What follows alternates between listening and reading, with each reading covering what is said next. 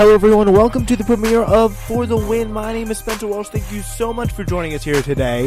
On the show, Matt, Janis, and Hudson Alexander tell you everything you need to know about the divisional round of these NFL playoffs, some more NFL news around the league, and we explore the very troubling question, is the young god Lil Uzi Vert quitting music? We'll have an answer for you right now. It's For the Win's premiere episode. Thank you so much for joining us. Here's the show. All right, so we got Hudson and Matt Janis with us. Hudson Alexander. Both are making their second appearances on the Spencer Walsh Radio Network, SWRN, and we're going to start today with the NFL playoffs divisional round underway. And there's so many places we could start, but let's just start with the first game of the slate and the first game on Sunday. That's actually supposed to happen in just about an hour. As you record this, about 3:30 right now. It's going to happen in an hour. We got Indianapolis versus KC. What are your thoughts, guys, coming into this game? So I think this is going to be a really good game. I think it's going to be a good shootout. You got Patrick Mahomes, the likely MVP, versus Andrew Luck, who in my opinion should be the MVP. And they're both great teams. Colts are hot. Patrick Mahomes and the Chiefs have slowed down. I think it's going to be a shootout, but I think in the end, the Colts defense will just be too much for Patrick Mahomes and his amazing offense. And the Chiefs' defense is just not good enough to stop a team with Eric Ebron, T.Y. Hilton, Marlon Mack, Andrew Luck. Yeah, but Matt, yeah, you go ahead. I'm really gonna have to disagree with that because throughout the whole week, all we've been hearing is how the Colts can pull off the upset, how Andrew Luck's been playing at this astronomical level. They've won 9 out of 10, 10 out of 11, whatever it is, 9 out of 10. But the Chiefs are going to look into this. The Chiefs are going to say, oh, no, we're the Kansas City Chiefs. We're the hottest team in football right now. We have Patrick Mahomes, the MVP. We have Tyreek Hill, this elite, flashy receiver who's shown his way. Yes. And, yes, we don't need Kareem Hunt to even win games. We still have one of the best tight ends in the league who had the second best tight end season of all time in Travis Kelce. And the Chiefs are really just going to pull the brakes off the Colts. I see a blowout coming but then Kansas City. But Kansas City has the worst defense in the league. It gets one of the best offenses in the league since week 6. I still don't think that's a factor. I still think the Chiefs are going to pull the brakes off of the Colts, and I think that the Chiefs are going to shut all the haters down. I think that the Colts are going to pull off the upset. I mean, I'm just saying, you saw this with 2 games, okay? One is a really good example. One is okay. First example is the Rams and the Chiefs. That game was a really high-scoring game, but in the end of it, that last play to win the game, the Chiefs couldn't do it because the Rams had that defense. They had that good defense at the end, which mattered the most. They had 2 defensive touchdowns, which pretty much won them the game. The Chiefs in that game still had a defensive touchdown. Okay, but what happened when they needed to stop them? When the Chiefs were up, what happened? The Chiefs still put up 51 points. The Chiefs couldn't stop the Rams, and the Chiefs are very capable of the lead, and the Rams stopped them.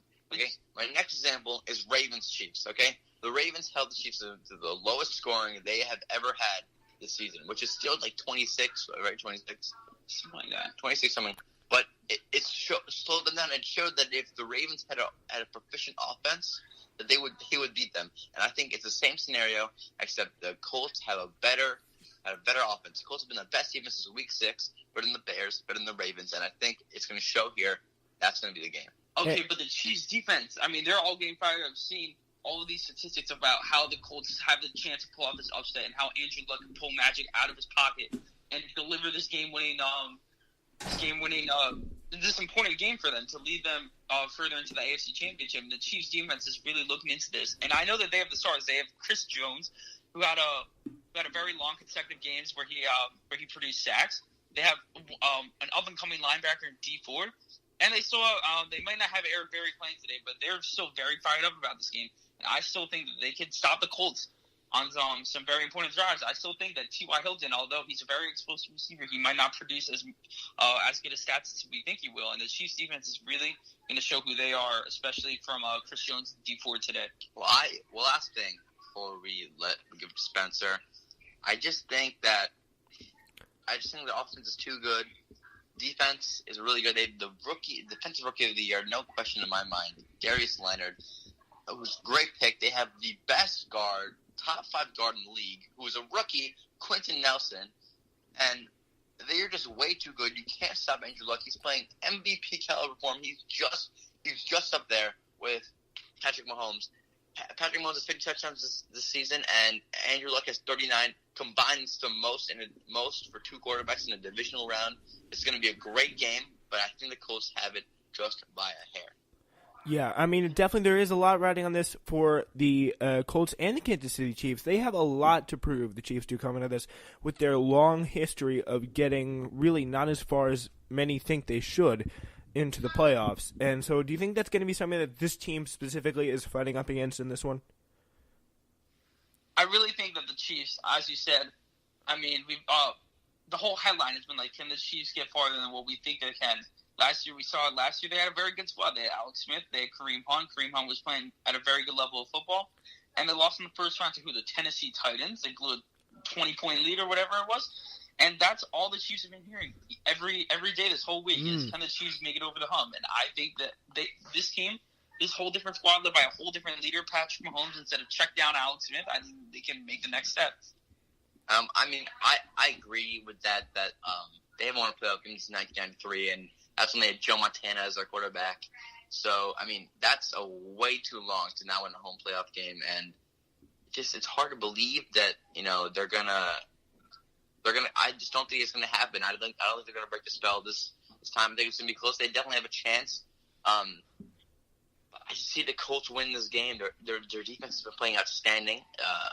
Marlon Mack has had the last 3 games have had over 100 yards each.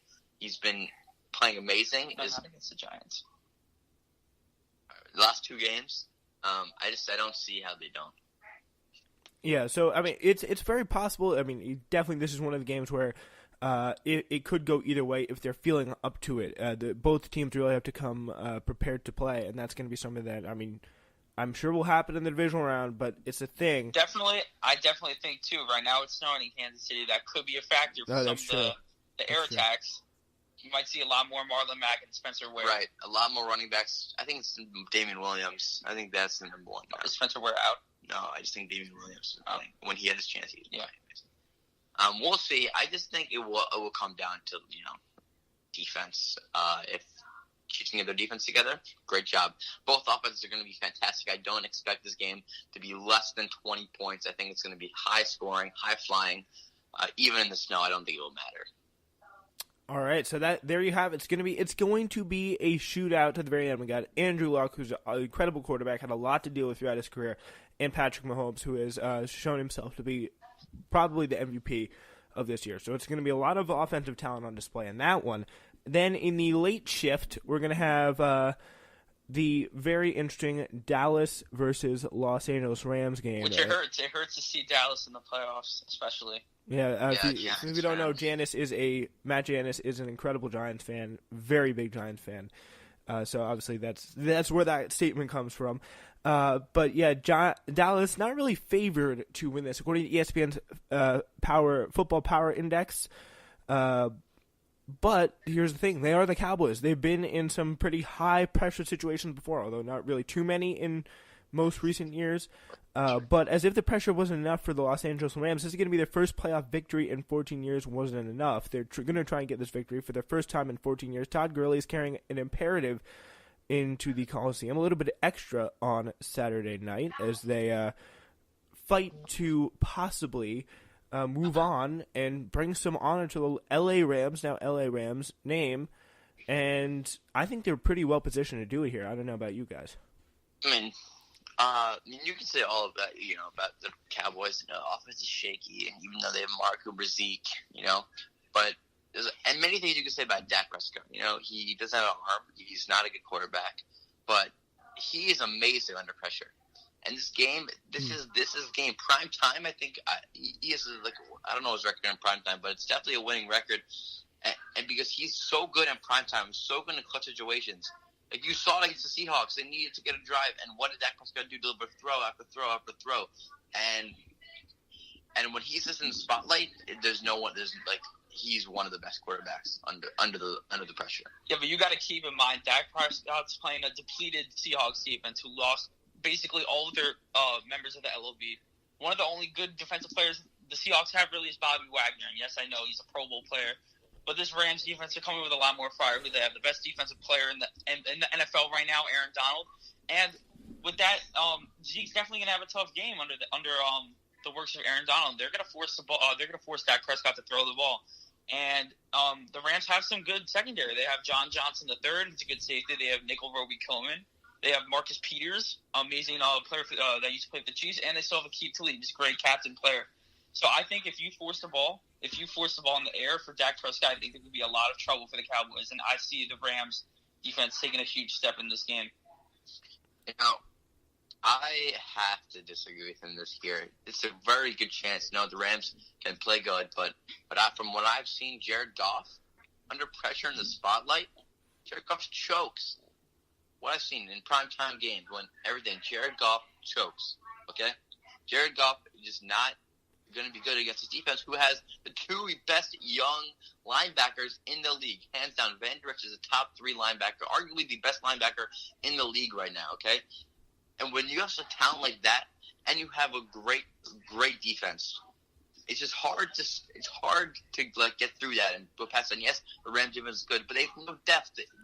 They have nothing besides that front layer. That front layer, we're the best team in the league. Besides that, they have nothing. They're not deep. When Cooper Kupp got injured, they had who was the guy? Josh Reynolds, who is not that good of a receiver.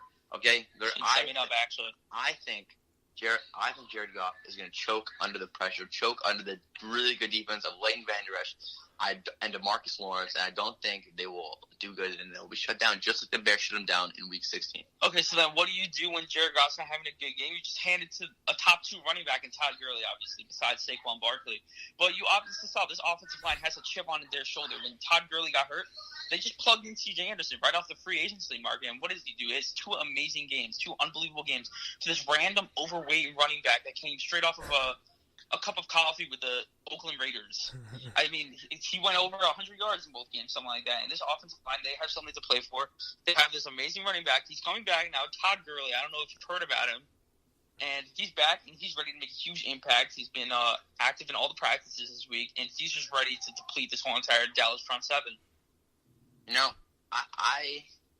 I think it's possible. The Rams obviously can win. They have a really good team. If Jared Goff doesn't choke and he has a great game, then yes, they're going to win, obviously. I think Todd Gurley will not. I think Todd Gurley, if he plays good or bad, it won't be a factor. I think it's really all on Jared Goff.